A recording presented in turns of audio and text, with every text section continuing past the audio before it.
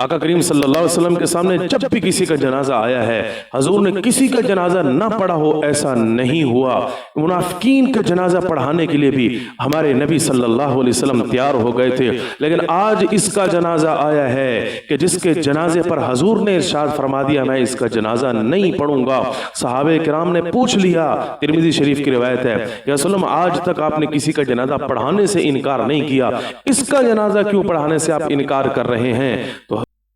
تو حضور نبی کریم صلی اللہ علیہ وسلم نے ارشاد فرمایا انہو کان یبغض عثمان، اس لیے کہ یہ حضرت عثمان بن عفان میرے داماد سے نفرت کیا کرتا تھا، بغض رکھتا تھا، اس کا دل حضرت عثمان سے پاک نہیں تھا۔ فابغضہ اللہ، جو عثمان سے بغض رکھتا ہے اللہ اس سے بغض رکھتا ہے، اور جس سے اللہ بغض رکھے، نفرت رکھے، میں محمد صلی اللہ علیہ وسلم بھی اس کا جنازہ نہیں پڑھ سکتا۔ اس لیے ہم عثمان بن عفان سے ہر دل عزیز ہو کر محبت کریں، اور تمام صحابہ کرام سے بلا تفریق محبت کا اظہار بھی کریں، اور بچوں کو بھی یہ بات ہم سکھائیں۔